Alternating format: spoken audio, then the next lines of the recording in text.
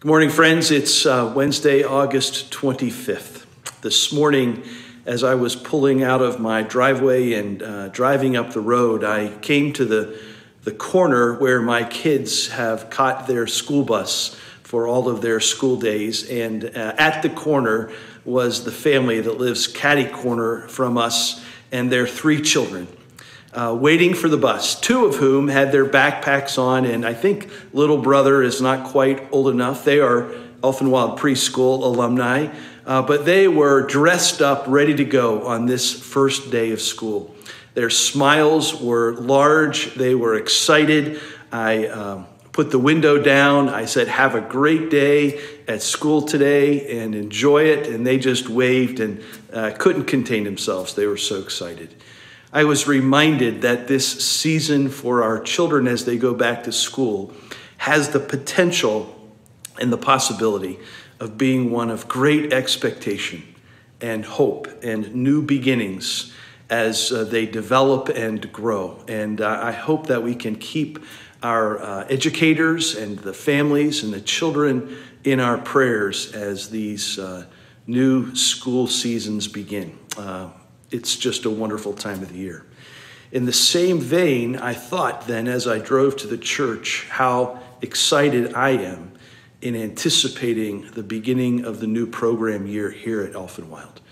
And I want to just share that excitement with you and hope that you too can anticipate and look forward to the choirs starting up again and people returning to worship from being away, to Sunday school classes beginning and youth groups starting up and Bible studies continuing and renewing for this season. It really is just a wonderful time full of potential and possibility. And along those lines, I wanted to just highlight a few things that aren't always on our radar, but because of the COVID pandemic that we've been experiencing, we have not had an inquirers class for almost 2 years. So we will have a new inquirers class beginning in the fall during the Sunday school hour on September 19th.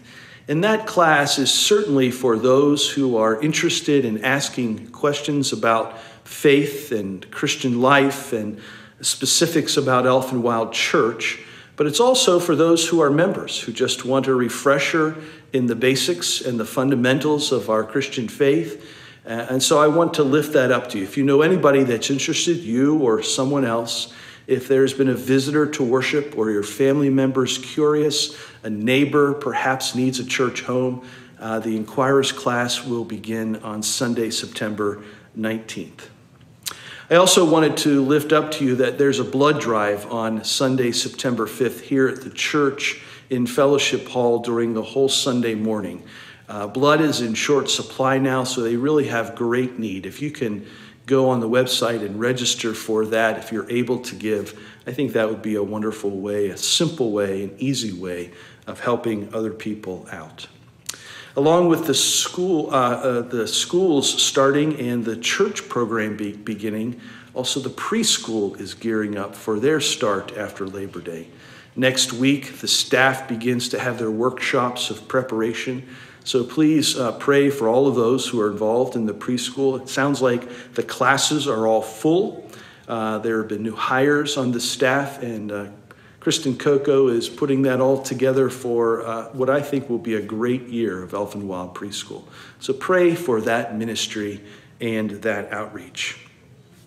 So I have a funeral today, which is why I have the tie on, and I'm realizing that in the season of anticipation, hope, and expectation, there is still the reality of our grief and things that happen in our life or are going on that can be hard and difficult. So I have just a few passages from the Word of God that might be comforting or helpful for us in this time. The first one is from Psalm 28, and it says simply this: "Hear my cry for mercy as I call to you for help, as I lift up my hands toward your most holy place."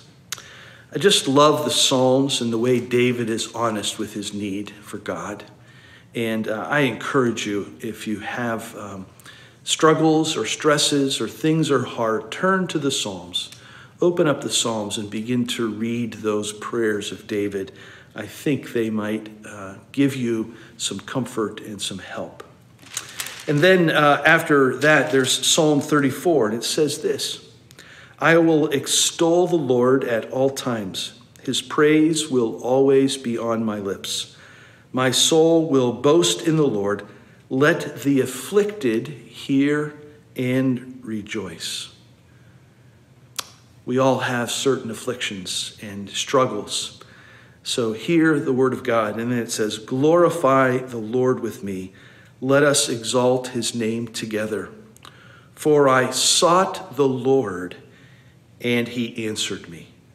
He delivered me from all my fears. That's Psalm 34, and it continues later in that psalm, and it says this: the righteous cry out, and the Lord hears them. He delivers them from all their troubles. The Lord is close to the brokenhearted and saves those who are crushed in spirit.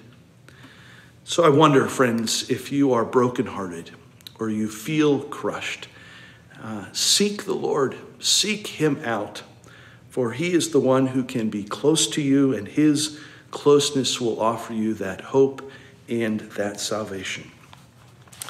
And finally, from the prophet Isaiah, I was looking at this because I was going to use this at the funeral today. It's not an unusual text for me to read at a funeral, but it's also fitting not just for the grief over death, but just when we struggle in various ways.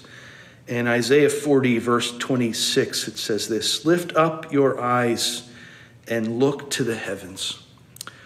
Who created all these? He who brings out the starry host one by one and calls them each by name. Because of his great power and mighty strength, not one of them is missing. Why do you say and complain to God that my way is hidden from the Lord, my cause is disregarded by my God? What the prophet is saying, what God is saying is there a time when you think God doesn't care about me? God's not paying attention to my life? Boy, we can get to those deep valleys pretty quickly and think that often. But then here's the answer that the prophet gives. Do you not know? Have you not heard? The Lord is the everlasting God, the creator of the ends of the earth. He will not grow tired or weary, and his understanding no one can fathom. Here's the promise. He gives strength to the weary and increases the power of the weak. Even youths grow tired and weary, and young ones stumble and fall. But those who hope in the Lord will renew their strength. They will soar on wings like eagles. They will run and not grow weary. They will walk and not be faint. So let me offer that word to you as an encouragement. Are you tired? Are you weary? Are you stumbling? Are you following? Do you feel like God maybe has abandoned you? He has not. He has not. He will be there to give you strength and increase your power. Put your hope in him, and your strength will be renewed. And can you imagine, if your head is downcast, if you're feeling defeated, that the promise is that you will soar on the wings like eagles, that you'll be able to run and not grow weary, and walk and not faint. This isn't necessarily a physical or literal promise, but a spiritual, figurative hope for us. And I hope that it's true for you. So if you're in that place that's hard, in a deep valley, turn to the Lord. Lift up your eyes to the hills and know that the God who made those hills is there to give you strength and encouragement. I look forward to seeing you on Sunday, either in person or online. Join us for Bible studies on Wednesday night on Zoom if you'd like. email me. I can send you the link. Adult Bible studies are still going on. Youth groups are about to begin. Sunday school is returning for the children. There is a lot to anticipate and be excited about. I hope you were able to hear the flutes this Sunday in worship. This coming Sunday, there's another instrumental group, and Ron is doing a great job providing that music for us. But he is very excited about the choirs beginning again for adults, youth, and children. So I hope that we will see you soon. If we can do anything for you, please don't hesitate to reach out. We love you. We miss you. Take care. God bless. Have a great day.